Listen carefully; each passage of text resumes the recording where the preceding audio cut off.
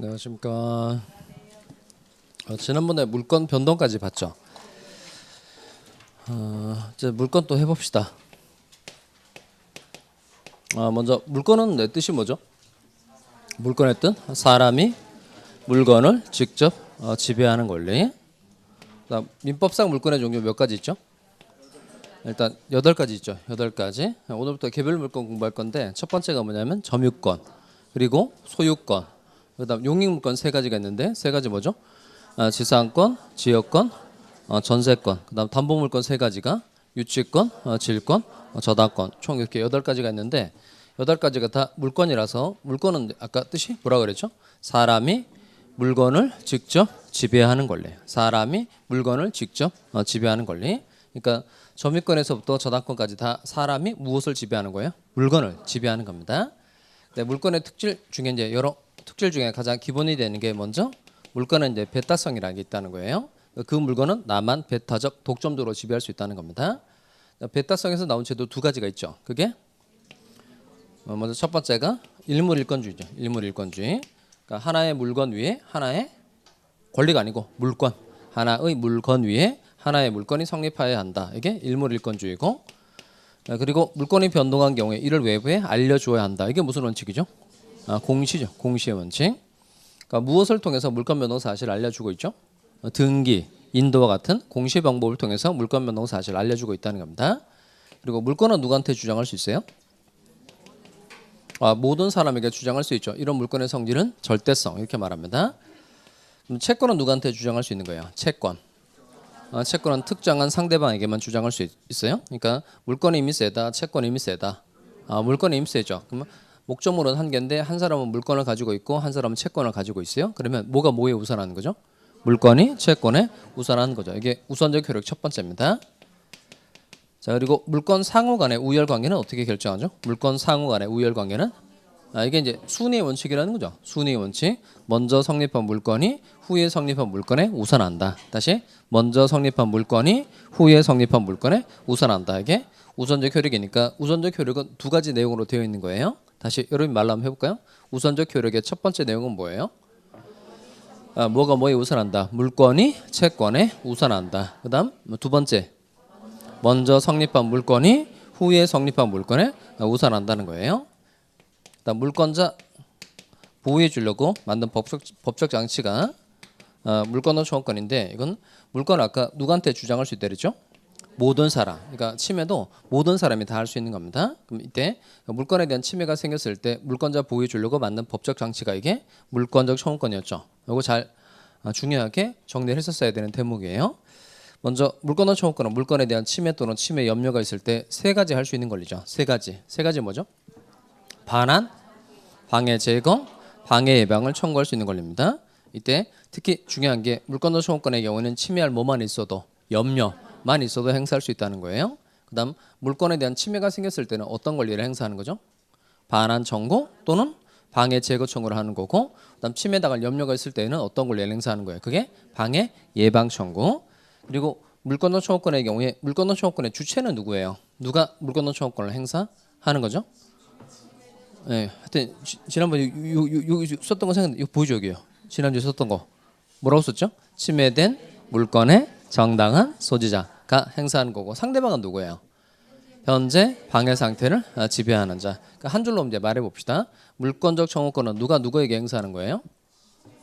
침해된 물건의 정당한 소지자가 현재 방해 상태를 지배하는 자에게 한다는 겁니다.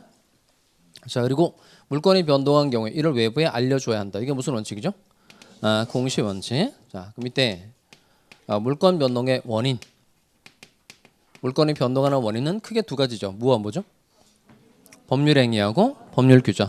이렇게 권리 변동의 원인을 법률 요건이라고 한다 그랬고, 법률 요건에 2가지가 있죠. 법률 행위하고 법률 규정. 자, 먼저 법률 행위에 의한 부동산 물건 변동의 경우에는 186조죠, 이거. 법률 행위로 인한 부동산 물건 변동 몇 조? 186조. 그래서 부동산에 관한 법률 행위로 인한 물건의 득실 변경은 무엇을 하여야 효력이 생긴다? 등기를 하여야 효력이 생긴다는 겁니다. 밑에 법률 행위에 의한 부동산 물건 변동의 경우에는 2가지가 있어요. 물건이 변동하는데 그 2가지가 뭐죠? 먼저 여기 있어야 돼요. 물권 변동을 목적으로 하는 법률행위 하나 있어야 됩니다. 그게 물권 행위, 물권 행위라는 거 하나 있어야 되고 또 무엇을 해야 효력이 생긴다. 등기해야 효력이 생긴다 그랬으니까 요 두 가지인 겁니다. 뭐가 있어야 한다. 물권 행위하고 등기 두 가지가 있어야 물권이 변동하는 거예요.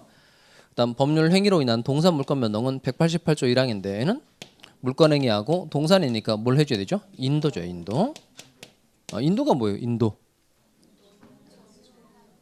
또 이렇게 하면 안 돼요. 지난번에 이렇게 했으니까 인도는 점유의 이전, 사실상의 지배를 이전해 주는 걸 인도 이렇게 말한다는 겁니다. 동산에 관한 물권의 양도는 인도를 하여야 효력이 생긴다 이렇게 돼 있어요. 그러니까 법률 행위에 의한 동산 물권 변동의 경우에 두 가지가 있어야 되는데 뭐 있어야 한다. 물권 행위하고 인도. 그다음 법률 규정에 의한 부동산 물권 변동. 얘는 몇 조예요? 187조. 그다음 법률 규정에 의한 동사 물권 변동은 소유권 부분에 개별적으로 규정돼 있어요. 뭐 취득 시효, 선의 취득, 선점, 습득 발견, 부합, 포나 가공, 소유권 부분에 개별적으로 규정돼 있으니까 여러분 잘 정리를 해둬야 될 건 이겁니다. 법률 규정에 의한 부동산 물권 변동은 몇 조예요? 187조. 일단 네 가지가 세트죠. 네 가지 세트. 이게 상, 공, 판, 경이죠. 상은 뭐예요? 상소, 공, 공용징수, 판, 판결, 경매. 그다음 기타 법률 규정에 의한 부동산 물권 취득 시에는 등기 필요하다, 필요 없다. 필요 없어요. 근데 뭐 할 때는 등기해야 되죠? 처분할 때는 등기를 해야 된다는 겁니다. 그럼 상속은 언제 물권이 변동하는 거예요? 피인 상속인데 뭐 한 때? 사망한 때. 그다음 공용징수의 경우에 이게 토지 소용 말하는 거죠. 갑이 토지 소유자인데 국가가 공익사업을 위해서 갑의 토지를 수용해 가지고 간 겁니다. 근데 수용의 종류가 두 가지가 있는데 협의 수용이 있고 재결 수용이 있다 그랬어요. 그럼 먼저 물권 변동의 시점은 잘 외워두셔야 됩니다. 협의 수용은 언제 물권이 변동하죠?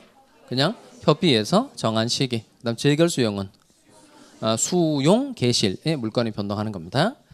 그리고 판결 이게 중요하다 그랬죠. 원래 판결에는 원래 세 가지가 있어요. 이행 판결, 확인 판결, 형성 판결이 있는데 187조에서 말하는 판결은 오로지 무슨 판결만 말한다. 형성 판결만 말한다는 겁니다. 다시 무슨 판결만 말한다. 형성 판결만 말하고 형성 판결에 해당되는 예로 하나 외워줘야 될 게 하나 있죠. 그게 갑이 을이 공유하고 있던 거 쪼개서 나눠 가지는 거. 그 무슨 판결이었죠? 공유물 분할 판결. 공유물 분할 판결은 대표적인 무슨 판결이다. 형성 판결이고 이때는 각각 소유권 취득할 때 등기 필요하다, 필요 없다. 필요 없다는 겁니다. 다시 무슨 판결만 등기가 필요가 없는 거예요? 형성 판결. 그러면 이행 판결과 확인 판결은 등기를 해야 돼요? 할 필요 없어요? 해야 돼요. 자, 그다음 경매라고 되어 있는데 이때 국가기관에 의해서 실시되는 경매, 즉 공경매를 말하는 겁니다. 그다음 경매의 경우에는 언제 물권이 변동하죠? 경락대금 완납한 때. 경락인이 경락대금을 완납한 때 각각 등기 없이 물권 변동의 효력이 생기는 겁니다. 다만 이때 법률 규정에 의한 부동산 물권 변동의 경우에 조심하셔야 될 건 항상 상공, 판경, 기타 법률 규정에 해당되는 대표적 예로 하나 배운 게 있어요. 그 물권 개념 제가 설명할 때 갑이 건물을 신축을 한 거예요. 갑이 건물을 신축한 겁니다. 그럼 신축한 건물에 대해서 갑이 소유권 처음 취득하죠. 이런 거 원시 취득이라고 그랬고 이때 신축한 건물에 대해서 갑이 소유권 취득할 때 등기 필요해요? 필요 없어요? 필요 없어요. 그게 대표적인 기타 법률 규정에 해당되는 대표적입니다. 신축 건물의 소유권 취득이 기타 법률 규정에 해당되는 대표적이에요. 자, 오늘은 이제 개별 물권을 좀 공부해 보도록 하겠어요. 개별 물권의 첫 번째가 점유권이죠. 자, 먼저 점유권 제도를 보도록 하겠습니다. 여러분 책으로 점유권 제도 공부해 보면 좀 재밌어요. 221페이지, 221페이지 찾으셨어요? 얘는 그 어디를 먼저 읽어보냐면 그 점 1번에 보면 점유권의 의의라고 해서 동그라미 2번에 예를 들어 해서 6줄이 나오죠. 예를 들어 6줄 거기 먼저 읽어보시기 바랍니다.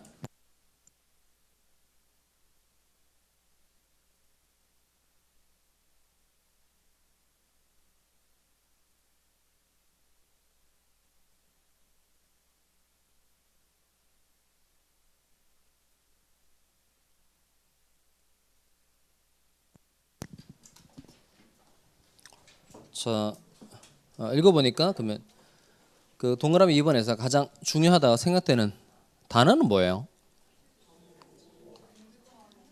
예를 들어 그 다음에 법적 보호를 해주고 있다. 거기까지 제일 중요한 단어는 뭐죠? 중요한 단어 두자. 뭐죠? 불문. 점유취득의 원인을 불문한다. 그게 일단 중요한 단어입니다.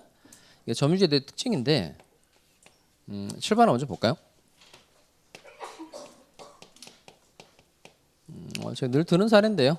개 사례 가지고 해봅시다. 갑이 개 한 마리를 가지고 있어요. 그러면 이때 갑이 개를 가지게 된 이유는 뭐 여러 가지가 있을 수 있는데 가장 대표적인 게 갑이 자기가 소유자이기 때문에 가지고 있는 경우가 제일 많죠. 개를 돈 주고 산 거예요. 소유자이기 때문에 가지고 있는 경우 제일 많고 또 누구로부터 개를 빌린 거예요. 그러니까 임차인으로서 개를 가지고 있는 경우도 있고 그다음에 남의 개를 이제 이렇게 한 겁니다. 이 사람이 세베스. 아침부터 좀 세비게 좀 그렇긴 한데 그러니까 남의 물건을 훔친 거예요. 그러면 요 세 가지의 공통점 뭐죠? 에듀윌 유료 회원만의 라이브 클래스. 두 번째 시간 보겠습니다. 이제는 이제 머리부터 치우러 갑니다. 자, 정신 차리시고 이번에 합격 진도 나갑시다. 누구세요? 전 애들 교수인데요. 제가 늘 가까이 있으니까 이번엔 합격. 집에서도 학원처럼 공부하는 혜택. 오직 에듀윌 유료 회원에게만. 에듀윌.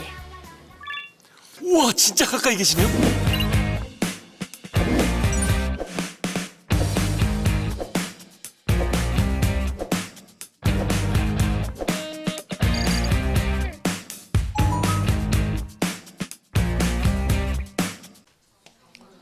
일단 다 갑이 개를 가지고 있다는 거예요. 자, 그러면 소유자로서 가지고 있고 임차인으로서 가지고 있고 훔쳐서 세배서 가지고 있다는 겁니다. 그러면 요 가지고 있다는 건 어떻게 표현할까요? 물건을 가지고 있다라는 건 일단 점유하고 있다고 말하진 않고요. 가지고 있다는 건 이렇게 표현합니다. 사실상 지배하고 있다 이렇게 말해요. 사실상 지배하고 있다. 근데 요 소유자로서 임차인으로서 첫 번째하고 두 번째는 갑이 이 개를 가질 만한 정당한 법적 근거가 있어요, 없어요? 소유자이기 때문에 가지고 있고 임차인으로서 가지고 있는 거니까 소유권에 기해서 임차권에 기해서 가지고 있는 거니까 이건 갑이 이 개를 가질 만한 정당한 법적 근거가 있다 없다 있어요. 그러니까 이건 개를 가질 만한 정당한 법적 근거 즉 사실상의 지배를 정당화시켜주는 법률상의 권리를 본권이라고 그럽니다. 그러니까 첫 번째하고 두 번째는 본권이 있는 경우다 없는 경우다 있는 경우라는 거예요. 그다음에 세 번째처럼 이제 훔쳐서 가지고 있는 건, 세배서 가지고 있는 건 갑이 개를 가질 만한 정당한 법적 근거가 있다 없다? 없어요. 이건 본권이 없다 이렇게 말합니다. 그럼 이때 본권이 있든지 없든지 상관없이 갑이 지금 개를 뭐 하고 있죠? 가지고 있죠. 자, 본권이 있든지 없든지 상관없이 갑이 이 개를 가지고 있다는 겁니다. 그러면 본권 이씨 가지고 있는 사람 뿐만 아니라 본권 없이 물건을 가지고 있어도 물건을 어쨌든 이 사람이 잘 쓰고 있는 상태가 지속이 되고 있는 거니까 요 물건을 가지고 있는 사실 상태 그 자체를 보호를 해준다 안 해준다? 해줘요. 그 대표적 예가 예를 들어서 개가 갑이 개를 가지고 있는 상태인데 개가 새끼를 낳았어요. 새끼육을 과실이라고 하죠. 과실. 개는 뭐라 그래요? 원물. 첫 번째 시간에 제가 설명했던 거죠. 개에서 새끼가 태어났어요. 그럼 새끼는 뭐죠? 과실. 개는 원물. 젖소에서 우유를 짜냈다. 우유는 뭐죠? 과실. 젖소는 원물. 사과나무에 사과 달려져 있는 거예요. 사과는 뭐죠? 과실. 사과나무는 원물. 생각나죠? 자, 그럼 이때 요 갑이 개를 가지고 있다가 새끼가 태어났다는 겁니다. 이게 과실이에요. 과실. 먼저 요 본권 이씨 물건을 가지고 있는 상태. 본권 이씨 물건을 가지고 있는 상태인데 걔가 새끼를 낳은 거예요. 그러면 이 과실에 대해서 갑이 소유권을 취득할 수 있다 없다? 할 수 있어요 없어요? 있어요. 그다음에 본권이 없는 경우라고 하더라도 갑이 걔를 가지고 있는데 자기한테 소유권이 있다고 믿고서 이 걔를 가지고 있었던 경우예요. 그러면 본권은 없지만 이 사람이 자기한테 본권이 있다, 소유권이 있다고 믿고서 걔를 가지고 있는 상태라면 걔가 새끼를 낳았어요. 그럼 새끼의 소유권에 대해서 갑이 취득할 수 있다 없다? 있어요. 그러니까 본권 이씨 개를 가지고 있는 상태에서도 과실이 생기면 과실을 취득할 수 있지만 본권 없이 개를 가지고 있을 때에도 과실이 생기면 소유권 취득할 수 있다 없다? 있다는 거예요. 그러니까 본권이 있든지 없든지 상관없이 개를 가지고 있다는 사실 상태 그 자체를 보호해주는 제도가 바로 뭐다? 이게 점이라는 겁니다. 그다음에 갑이 개를 가지고 있는데 다른 사람이 와서 이 개를 훔쳐서 달아나는 거예요. 그러니까 갑이 개를 잘 가지고 있는데 누가 이 개를 가지고 훔쳐 달아나고 있는 상태라는 겁니다. 그러니까 우리 뭐 셉에서 달아나고 있는 상태라고 칠까요? 그러면 소유자로서 가지고 있는 상태이고 임차인으로서 가지고 있는 상태인데 을이 이 개를 훔쳐서 달아나고 있는 거예요. 그러면 갑은 뒤쫓아가서 뺏어 올 수 있어요, 없어요? 있죠. 자, 이런 걸 자력구제라 그럽니다. 자력구제. 자기 스스로의 힘으로 권리구제에 나설 수 있다 그래서 자력구제라고 그래요. 그다음에 갑이라는 사람이 어쨌든 이제 남의 개를 세볐어요. 세비긴 했는데 어쨌든 갑이 잘 가지고는 있다는 겁니다. 그런데 다른 사람이 와서 또 개를 훔쳐서 달아나는 거예요. 그럼 또 역시 뒤쫓아가서 또 뺏어가지고 올 수 있다 없다? 있다는 거예요. 그러니까 본권 이시 물건을 가지고 있는 사람도 자력구제 할 수 있다 없다? 있다. 그런데 뭐 없이 본권 없이 물건을 가지고 있는 사람도 본권이 있을 때와 똑같이 자력구제라는 행위를 할 수 있어요 없어요? 있어요. 이게 점유주의의 특징이라는 겁니다. 그러니까 점유권에서 제일 중요한 건 이게 포인트예요. 뭘 불문하고 본권 요물을 불문하고 물건에 대한 사실상의 지배 상태를 보호해 주는 것 이게 포인트인 겁니다. 자, 위로 올라와 볼까요? 자, 그 점유권이란 해서 동그라미 1번에 보세요. 점유권의 경우에 점유권이란 찾았죠. 자, 거기 본권이라고 해서 괄호를 밑줄 한번 해볼까요? 사실상의 지배를 정당화 시켜주는 법률상의 권리 이걸 뭐라고 표현한다? 본권. 그 책 읽다 보면 본권 그런 말이 자주 나오는데 그 본권 가지고 잘 이해가 되지 않으면 그러니까 본권의 가장 대표적인 게 소유권이에요. 소유권. 그러니까 이 사람한테 소유권이 있나 없나 이건 점유권에서 중요하다 안 중요하다 안 중요하다는 거예요. 그래서 본권 유무를 뭐하고 불문하고 그다음 물건에 대한 사실상의 지배를 보호하는 권리 이게 점유라는 겁니다. 그럼 실제로 그 점유가 처음 공부할 때는 조금 어려워요. 왜냐하면 그 우리나라 사람들은 어떤 물건을 가지고 있다라고 할 때 그 대부분 머릿속에 뭐가 생각이 나냐면 자꾸 소유권만 생각이 나요. 물건을 가지고 있다라고 하면 대부분 소유권만 생각이 나거든요. 또 실제로 그러기도 해요. 뭐냐면 본권 이시 물건을 가지고 있는 경우가 훨씬 많기 때문에 그래요. 그 여러분 민법 기초서 이거 돈 주고 샀죠. 돈 주고 샀으니까 일단 여러분 소유권이 있어요 없어요? 있죠. 소유권도 있고 수업 받는 동안에 쓰고 있죠. 그럼 뭐도 있는 거죠? 점유권도 있는 거예요. 그러니까 대부분 이런 경우가 훨씬 많아요. 본권도 있고 점유권도 있고 이런 경우가 대부분 훨씬 많단 말이에요. 근데 반대인 경우 그 본권 없이 물건을 가지고 있는 경우도 더러 있어요. 그러니까 그 책상하고 의자는 여러분 지금 수업 받는 동안에 쓰고 있죠. 여러분한테 소유권이 있어요 없어요? 없죠. 여러분한테 본권은 일단 없는 거예요. 본권은 없는데 수업 받는 동안 어쨌든 쓰고 있다는 겁니다. 이게 점유권이에요. 본권은 없지만 뭐는 있다? 점유권이 있다는 겁니다. 그럼 법에서 여러분 보호를 해줘야 안 해줘요? 본권 없이 쓰고 있잖아요. 그럼 법적으로 보호를 해준다 안 해준다? 대표적으로 그 쉬는 시간에 잠깐 나갔다 들어왔는데 다른 사람이 이 자리에 앉아 있는 거예요. 그럼 그 사람한테 이거 제 자리인데요 이렇게 말할 수 있어요 없어요? 없어요? 그 사람 얼굴을 보고 비켜야 돼요? 제 자리인데요 이렇게 말할 수 있잖아요. 그걸 이제 좀 그 법적으로 표현하면 어떻게 될까요? 이거 제 자리인데요. 이 말이 뭐냐면 내가 책상하고 의자에 대해서 뭘 가지고 있는 사람이다. 점유권을 가지고 있는 사람이라는 거죠. 근데 이 사람이 앉아 있는 건 나의 점유권을 뭐 하는 거죠? 침해하는 거죠. 그럼 뭐 생각나야 될까요? 이거 지난번에 배웠던 이거 물권 소유권이죠. 내가 점유권 가지고 있는데 이 사람이 나의 점유권을 침해하고 있는 거죠. 그럼 뭐 할 수 있을까요? 비켜라고 말할 수 있죠. 비켜라고 말할 수 있는데 그게 바로 점유권에 기한 모래 행사할 수 있다는 거야. 비켜는 반환이에요, 방해 제거예요, 방해 예방이에요. 비켜 방해 제거죠. 안 비키면 밀어낼 수 있다는 거잖아요. 그러니까 제가 하려고 하는 게 뭐냐면 이렇게 본권 없이 물건을 가지고 있는 경우도 더러 있다 없다 있어요. 그럼 이렇게 점유권에서 중요한 건 뭐냐면 본권이 있는지 없는지 하나도 중요한 게 아니고 그냥 물건을 뭐 하기만 하면 사실상 지배하기만 하면 법적으로 보호를 해준다 안 해준다? 해준다는 거예요. 그러니까 점유권 파트에서 보호를 해주는 내용은 6가지인데 그 6가지가 있다는 걸 잘 기억해야 돼요. 안에 세부 내용보다도 기초과정에서는 점유를 하고 있으면 어떤 내용으로 사실상 지배를 하는 사람을 보호해 주냐 이게 매우 중요하다는 겁니다. 자, 한 장 넘겨볼까요? 한 장 넘기면 그 222페이지에 쓸만한 공간이 있죠. 222페이지에 쓸만한 공간이 있으니까 거기에 좀 필기를 좀 해봅시다. 그 보조단 여백에 보시면 옆으로 이렇게 돌리면 쓸만한 공간이 충분히 나올 거예요. 자, 먼저 이걸 해봅시다. 그러니까 점유가 인정이 되려면 기본적으로 이게 있어야 돼요. 그 물건을 내가 가지고 있어야 돼요. 오늘 사실상 지배라고 말하고요. 그다음에 사실상의 지배 이것만 가지고는 안 되고 내가 그 물건을 가져봐야 되겠다는 의사 정도는 있어야 됩니다. 그게 점유 설정 의사라는 거예요. 점유 설정 의사, 사실상의 지배를 가져봐야 되겠다는 생각 이게 점유 설정 의사예요. 이 두 가지가 있으면 점유가 인정이 되고 그리고 점유가 인정이 되면 점유권이라는 권리를 줘서 사실상 지배하는 사람을 법에서 보호를 해줘요.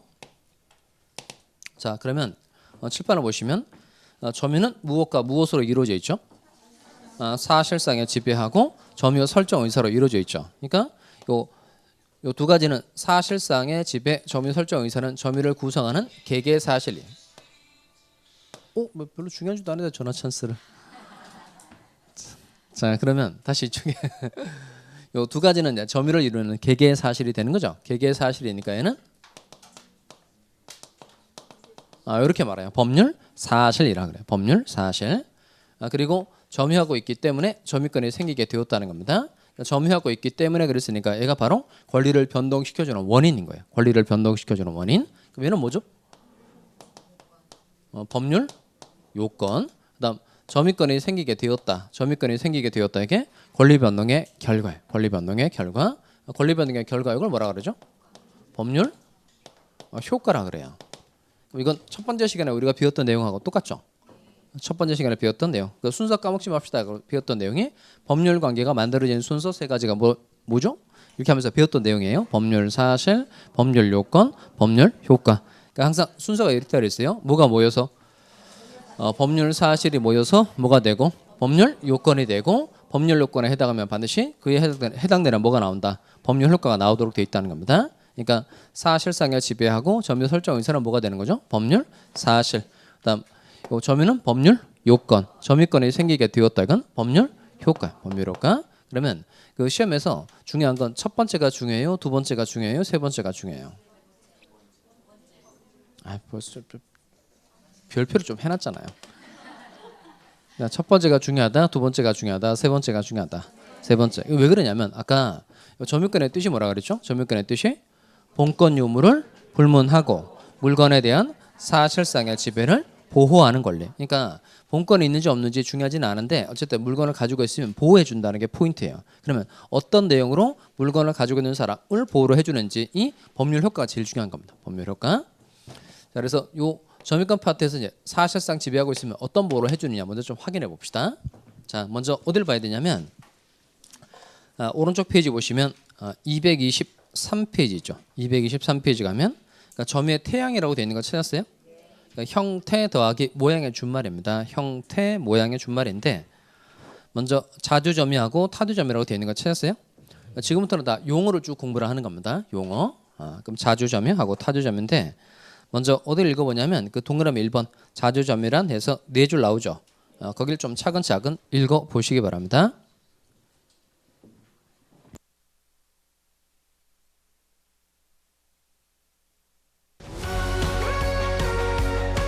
녹화된 강의는 나중에 몰아듣게 되더라고요. 라이브 클래스 같은 경우는 학원 스케줄에 맞춰서 꼭 들어야 하니까 공부도 미루지 않게 되고 학원에 가 있는 느낌이 들더라고요.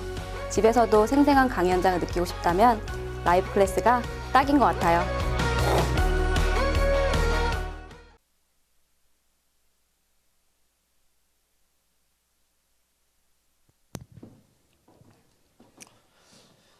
자, 읽어보니까 그러면 그 자주점유인지 타주점유인지는 뭐 가지고 결정한다라고 돼 있어요? 소유의 의사라고 돼 있죠. 소유의 의사. 그럼 소유의 의사가 있으면 무슨 점유라는 거예요? 소유의 의사가 있으면 자주점유. 소유의 의사가 없으면 이건 타주점유예요. 그 소유의 의사라는 건 뭐냐면 타인의 소유권을 배척하고 이게 포인트예요. 타인의 소유권을 배척하고 내가 주인이 되어 봐야 되겠다. 이게 소유의 의사인 겁니다.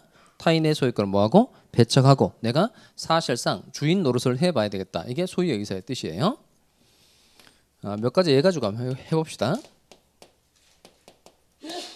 건물 가지고 있고 을과 건물에 대해서 매매 계약을 체결한 거예요.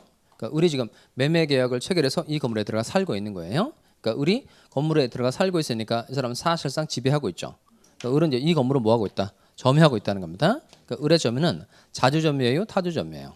그러니까 소유의 의사가 있으면 무슨 점유? 자주점유. 소유의 의사가 없으면 타주점유가 되는 겁니다. 이때 매매 계약을 통해서 점유를 한 이 사람은 을은 매매 계약을 통해서 점유를 한 을은 소유의 의사라는 게 있을까요, 없을까요? 그러니까 매수인은 요 매도인의 소유권을 배척하고 내가 주인이 되어봐야 되겠다. 이런 의사 당연히 있어요, 없어요? 있죠. 그러니까 매매 계약의 경우에 대금 완납하고 등기해서 소유권 취득하게 되는 사람이죠. 그러니까 갑의 소유권을 배척하고 내가 주인이 되어봐야 되겠다. 이런 의사 당연히 있다, 없다? 있어요. 그러니까 매수인은 자주점이다, 타주점이다. 자주점이가 되는 겁니다. 자, 이번엔 갑이 건물에 대해서 을과 임대차 계약을 체결한 거예요. 그러니까 임대차 계약을 기준으로 하면 갑은 임대인, 을은 뭐죠? 임차인. 그러니까 요 임대차 계약을 통해서 임차인의 건물을 이제 빌려서 쓰고 있는 거예요. 그 임차인한테 소유 의사가 있으면 뭐가 되죠?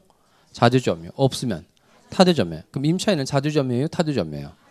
그러니까 임차인은 임대인의 소유권을 배척하고 내가 주인이 되어봐야겠다. 이런 의사 있어요, 없어요? 없죠. 그러니까 임대인의 소유권을 전제로 빌려서 쓰는 사람이니까 임차인에게는 소유 의사가 있다, 없다? 없죠. 그럼 무슨 점유가 될까요? 타주점이요. 타주점이요. 그러면 이제 요거 생각하면 돼요. 소유 의사 있나 없나 해가지고. 자, 그러면 몇 가지 예가지고 한번 해봅시다. 수증자의 점유는 뭐예요? 벌써 들어가자마자 막혔네요. 그러니까 요 제가 이제 불러드리는 내용을 듣고 요 사람이 매수인하고 똑같은지 아니면 임차인하고 똑같은지만 생각하시면 돼요. 수증자는 누가 똑같아요? 수증자라는 사람을 모르는군요. 지금 보니까. 그 수증자는 뭐냐면 그 증여의 경우에 물건 준 사람 뭐라 그러죠? 증여자. 그다음 증여를 받은 사람은 수증자. 그럼 수증자는 매수인하고 똑같아요? 임차인하고 똑같아요? 그 매수인은 매매대금 주고 소유권 취득하는 사람이고 수증자는 증여받은 사람은 돈 안 내고 소유권 취득하는 사람이니까 수증자는 누구하고 똑같은 거예요? 매수인하고 똑같은 거죠. 결국 자주점이다, 타주점이다. 자주점입니다. 엄청 힘드네요. 자, 그다음에 전세권자. 전세권자도 전세금 지급하고 전세권 설정 계약 맺고 등기해서 빌려 쓰는 사람이죠. 그러니까 전세권 설정자를 밀어내고 내가 주인 대봐야 되겠다 이런 데서 없죠. 그러니까 이 사람 누가 똑같은 거냐면 임차인하고 똑같은 거예요. 그러니까 전세권 설정자의 소유권을 전제로 빌려서 쓰는 사람이니까 당연히 자주점이다, 타주점이다. 타주점이가 된다는 겁니다. 그다음에 도인의 점유는 뭘까요? 도인 알죠? 도인. 그 돌을 많이 닦아가지고 이렇게 수염 이렇게 긴 할아버지 있잖아요. 도인의 점유는 자주점이에요, 타주점이에요? 100% 자주점이죠. 왜 자주점이에요? 물건을 세빈 사람 얘기하는 거죠. 도인, 물건 세빈 사람이에요. 물건 세빈 사람. 그러니까 물건을 세빈으니까 당연히 타인의 소유권을 배척하고 내가 주인이 되어봐야 되겠다. 이런 의사 당연히 있다는 겁니다. 그러니까 이게 매매 계약인지 임대차 계약인지 증여 계약인지 전세권 설정 계약인지 세빈인지 이것만 보면 자주인지 타주인지 금방 구별해 낼 수 있어요, 없어요? 있어요. 다시 소유의 의사가 있으면 무슨 점유? 자주점유. 소유의 의사가 없으면 타주점유. 아까 그 여러분 민법책 돈 주고 샀다 그랬죠? 돈 주고 사서 지금 쓰고 있는 거예요. 그럼 여러분은 자주점이에요, 타주점이에요? 100% 무슨 점이죠? 자주점이요. 그다음 책상하고 의자를 수업 받는 동안에 쓰고 있죠.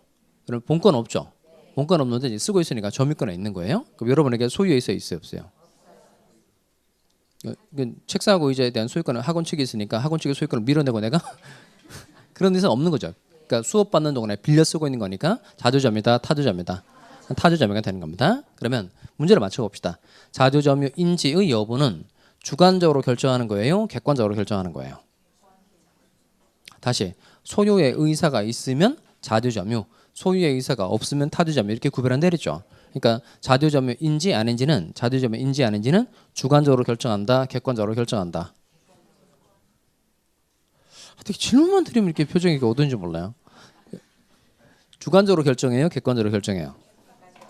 그럼 그 의미를 좀 알면 되겠네요. 그러니까 그 먼저 주관적으로 결정한다는 건 뭐냐면 점유하는 사람에게 물어보고 결정한다는 거예요. 그 사람 데려와가지고 너 소유에 있었어? 있었는데요? 그럼 자주. 없었어요? 그러면 타주. 이렇게 결정한다는 거고, 객관적으로 결정한다는 건 뭐냐면 점유하는 사람에게 물어보지 않고 이 사람이 점유를 취득하게 된 쉽게 표현하면 점유를 취득하게 된 계약만 놓고 판단한다는 거예요. 그럼 아까 제가 질문 드릴 때 매매 계약을 통해서 점유를 했다는 겁니다. 그럼 굳이 매수인에게 물어볼 필요 없죠. 매매 계약이라면 이 사람은 당연히 매도인의 소유권을 밀어내는 의사가 있다라고 생각할 수 있잖아요. 임대차 계약이에요. 그럼 임차인 보고 소유의 의사 있나 없나 물어볼 필요가 없는 거죠. 임대차 계약이라면 이 사람 빌려 쓰는 사람이니까 임대인의 소유권을 밀어낼 의사가 없다는 금방 알 수 있죠. 그러니까 이렇게 점유를 취득하게 된 계약의 이름만 보면 자주인지 타주인지 금방 판단을 낼 수 있다는 거예요. 제 말 이해돼요? 네, 그러니까 중요한 건 뭐냐면 자주점유인지의 여부는 주관적으로 결정한다, 객관적으로 결정한다. 객관적으로 결정한다는 겁니다. 그러니까 점유하는 사람에게 물어보지 않고 점유를 취득하게 된 권한의 성질에 따라서 객관적으로 결정한다는 거예요. 근데 생기는 문제가 하나 있어요. 이게 만약에 매매 계약이다 그럼 100% 뭐가 되는 거죠? 자주 점유가 되는 거고 임대차 계약이다 그럼 100% 무슨 점유가 되는 거예요? 타주 점유가 되는 거예요. 근데 을이라는 사람이 갑하고 하여튼 계약을 한 건 맞아요. 계약을 한 건 맞는데 세월이 오래되다 보니까 이게 매매 계약을 한 사람인지 임대차 계약을 한 사람인지를 모르겠는 거예요. 즉 자주인지 타주인지 불분명한 경우 생길 수 있다 없다? 있어요. 제 말 이해되죠? 어쨌든 하여튼 갑하고 계약을 하긴 했는데 뭐 계약서도 없어졌고 세월도 오래되고 그다음 무슨 계약을 체결한지 지켜보던 사람들 다 돌아가시고 없는 거예요. 그러면 어쨌든 계약을 한 건 맞는데 무슨 계약을 한 것 자체가 불분명한 경우 생길 수 있다 없다? 있어요. 이때 을의 점유가 자주 점유인지 타주 점유인지 불분명한 경우 생길 수 있다 없다? 있어요. 그럼 이때는 어떻게 처리가 될까요? 그러니까 자주 점유인지 타주 점유인지 불분명하다. 그러면 자주 점유로 추정을 해줘요. 자주 점유로 추정해 준다는 겁니다. 아까 점유권의 뜻이 뭐라 그랬죠? 이게 손을 써보는 게 좀 좋은데 쓰면 머릿속에 개념이 더 잘 정리가 되긴 한데 어쨌든 계속 반복해 봅시다. 아까 점유권의 뜻이 뭐라 그랬죠? 뭘 불문하고 본권 유무를 불문하고 물건에 대한 사실상의 지배 상태를 보호하는 권리라 그랬죠. 그 보호하는 건 유리하게 취급하는 게 보호예요, 불리하게 취급하는 게 보호예요. 유리하게 취급하는 게 뭐? 유리하게 취급하는 거. 그러니까 자주인지 타주인지 잘 모른다. 그럼 유리하게 취급해 주는 게 보호니까 무슨 점유로 추정해 준다. 자주 점유로 추정해 준다는 겁니다. 추정이 될 때 좋은 게 있어요, 없어요? 있어요. 뭐냐면 추정의 기본적인 효과는 뭐냐면 추정받는 자 스스로는 그 사실을 입증할 필요가 없어요. 다시 추정받는 자 스스로는 그 사실을 입증할 필요가 있다 없다? 없고 입증 책임은 반대 사실을 주장하는 자 쪽에 전환이 되는 겁니다. 그러면 이때 을은 자주 점유로 추정되니까 을은 내가 갑하고 매매 계약을 통해서 점유를 한 사람입니다라는 걸 입증할 필요가 있다 없다? 없어요. 그러면 을의 점유가 타주 점유라는 건 누가 입증해야 돼요? 갑이 입증해야 돼요. 그럼 갑 쪽에서 내가 을과 임대차 계약을 체결한 사람이어서 임차인이 요 을이 타주 점유입니다라는 걸 누가 입증해야 된다는 거예요? 갑이 입증해야 된다는 겁니다. 다시 정리하면 자주 점유인지 타주 점유인지는 주관적으로 결정한다, 객관적으로 결정한다. 객관적. 으로 결정한다. 그런데 요 자주 점유인지 타주 점유인지 불분명한 경우도 생길 수 있다 없다? 있어요. 그때는 무슨 점유로 추정해 준다? 자주 점유로 추정해 준다는 겁니다. 그다음 또 하나 이제 선의 점유, 악의 점유를 해볼까요? 밑으로 내려오시면 점 2번 선의 점유와 악의 점유라고 되어 있는 거 찾았어요? 자, 동그라미 1번하고 동그라미 2번을 차근차근 읽어봅니다.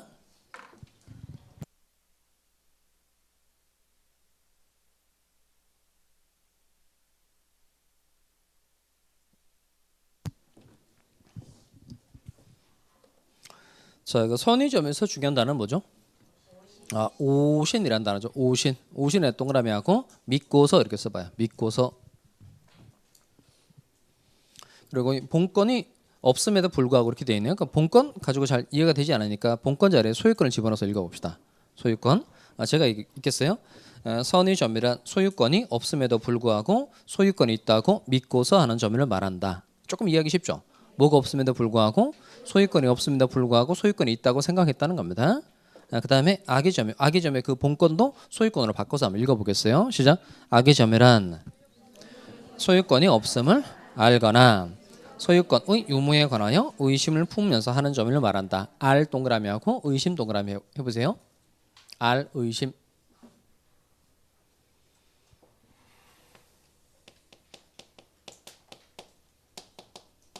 7번 봅시다. 갑, 이 사람이 이제 건물 소유자예요. 건물 소유자. 을과 이제 매매 계약을 체결했고, 이제 을이 현재 건물에 들어가 살고 있는 사람이에요. 을 앞으로 이제 소유권 이전계가 된 거예요. 그러니까 만약에 내용 아시겠죠? 갑이 건물에 소유자였는데 을에게 이 건물을 팔았다는 겁니다. 그러니까 을이 이제 등기도 경료받았고 건물에 들어가 살고 있는 거예요. 그럼 만약에 이 매매 계약이 만약에 유효해요. 매매 계약이 유효하면 을은 뭐도 가지고 뭐도 가질까요? 소유권도 가지고 점유권도 가지는 거예요. 소유권도 가지고 점유권도 가지는 겁니다. 그런데 이 계약이 무효가 되거나 취소가 됐어요. 그 무효는 뜻이 뭐죠? 무효의 뜻?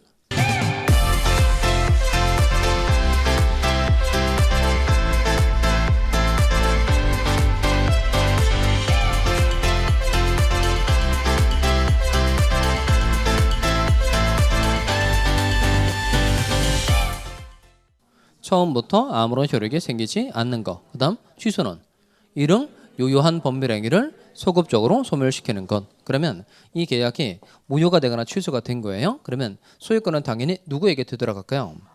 갑에게 소유권이 복귀하는 겁니다. 그럼 을은 소유권이 있어요, 없어요? 없죠. 근데 소유권이 없는데 지금 건물을 쓰고 있으니까 뭐는 없고 소유권, 본권은 없고 건물을 쓰고 있으니까 뭐는 있는 거예요? 점유권은 있는 거예요. 근데 이 계약에 무효 사유가 있고 취소 사유가 있는 건 맞는데 을이란 사람은 이 계약에 무효 사유가 있고 취소 사유가 있다는 걸 모르고 있어요.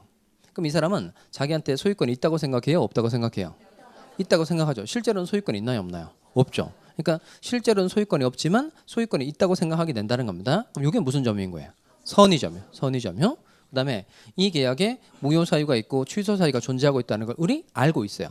알고 점유를 한 사람인 겁니다. 그러면 자기한테 소유권이 없다는 걸 알거나 소유권이 있는 거야 없는 거야 의심 정도는 해요, 안 해요? 하죠. 이런 게 무슨 점이라는 거예요? 악의점이요. 악의점이요. 그러니까 정리를 하면 이겁니다. 소유권이 없는데 소유권이 있다고 믿고서 점유했다. 믿고서 소유권이 없는데 소유권이 있다고 믿고서 점유했다 하면 무슨 점이요? 선의점이요. 소유권이 없다는 거 알았다 또는 의심했다 하면 무슨 점이요? 악의점이라고 한다는 겁니다. 그럼 여기도 마찬가지로 지금 이게 선의점인지 악의점인지 잘 모르는 경우도 생길 수 있어요, 없어요? 있어요. 그러니까 불분명한 경우 생길 수 있는데 여기도 똑같아요. 그럼 선의점인지 악의점인지 잘 모르겠다 하면 무슨 점으로 추정해 준다? 선의점으로 추정해 준다는 겁니다. 여기도 똑같아요. 그럼 선의점으로 추정해 주니까 을 스스로는 내가 소유권 없는데 있다고 믿었다. 선의점이었다라는 걸 입증할 필요 있어요, 없어요? 없죠. 그럼 을의 점유가 악의 점유라는 건 누가 입증해야 돼요? 갑 쪽에서 입증을 해줘야 된다는 겁니다. 하여튼 추정되고 안 되고 중요하다 안 중요하다? 중요해요. 왜냐하면 추정받는 자 스스로는 그 사실을 입증할 필요가 없으니까. 그리고 또 한 장 넘어가 볼까요? 자, 과실 있는 점유하고 없는 점유 갑시다. 과실 있는 점유 없는 점유. 이거 제가 읽을 테니까 밑줄하고 잘 따라보세요. 이 구별은 그다음 밑줄합니다. 본건이 없음에도 불구하고 본건이 있다고 오신까지. 본건이 없음에도 불구하고 본건이 있다고 오신. 그것까지 밑줄 하셨어요? 그걸 줄여서 말하면 이게 무슨 점이에요? 아까 소유권이 없는데 소유권이 있다고 믿었다. 이게 뭐죠? 선의. 네. 그리고 밑에다가 선의점이라고 쓸까요?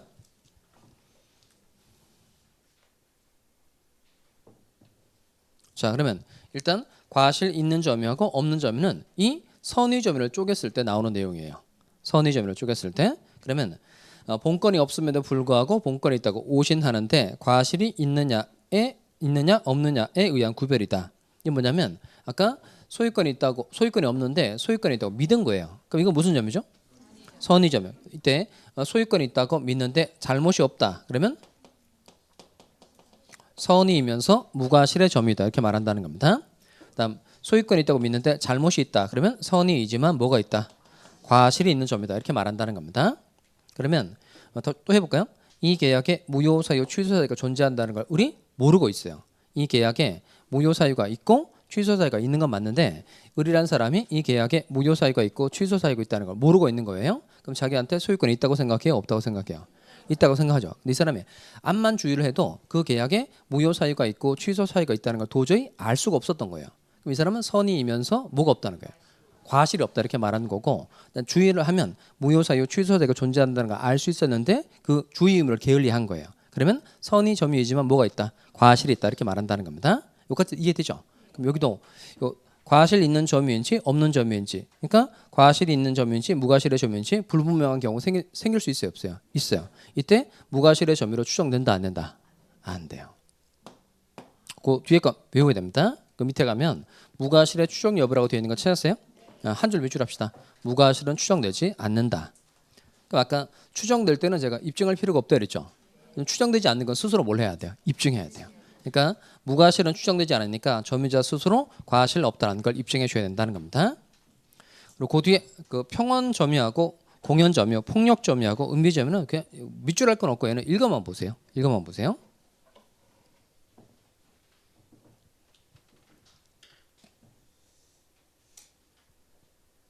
자, 읽어보셨죠? 그러니까 물건을 순순히 건네받았다면 무슨 점유가 되는 거죠? 물건을 순순히 건네받았다 그러면 평원 점유가 되는 거고 물건을 확 뺏어가지고 왔다. 그럼 뭐가 되죠? 점유를 취득할 때 폭력을 썼다는 거니까 무슨 점유?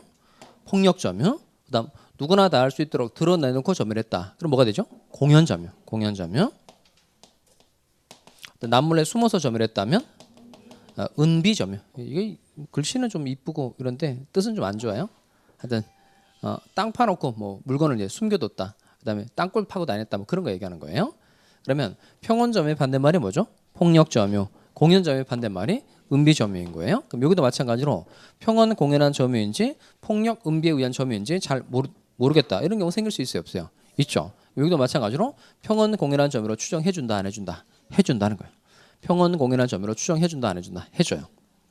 자, 그러니까 정리를 해보면 먼저 칠판 한번 볼까요? 소유의 의사가 있으면 무슨 점이죠? 자조점유. 없으면 타조점유. 소유권이 없는데 소유권이 있다고 믿었다. 선의점유. 소유권이 없다는 거 알았다, 의심했다. 악의점유. 소유권이 있다고 믿는데 잘못이 없다. 무과실의 점유. 소유권이 있다고 믿는데 잘못이 있다. 과실 있는 점유. 그 다음 물건을 순수히 건네받았다. 평온점유. 때리고 뺏어왔다. 폭력점유. 누구나 다 알 수 있도록 드러내놓고 점유했다. 공연점유. 남몰래 숨어 점유했다. 은비점유. 이 중에 추정되는 게 있고 안 되는 게 있고 그러죠. 뭐가 추정돼요? 다 설명을 드렸으니까 연결을 여러분이 하셔야 됩니다. 추정되는 거 안 되는 거 있죠. 그러니까 뭐가 추정돼요? 자, 그러면 일단 여기까지 수업 받고 일단 이거 외워야 되겠다는 생각이 들어요, 안 들어요? 들어요. 얘는 외워야 돼요. 무조건 외워야 돼요. 그러니까 법에서 어디까지는 추정을 해주고 어디는 추정을 시켜주지 않기 때문에 반드시 외워야 됩니다. 옆에 여백에 한 줄 씁시다. 자, 어디에다 쓰면 되냐면 아까 평온 공연 폭력 은비 점유 그 점 4번 왼쪽에 보면 보조단 여백 있죠. 거기다 쓰시면 돼요. 거기다가 그러니까 보조단 여백에다 쓰세요. 자주 평온 공연 선의까지는 추정되나 그렇게 씁니다.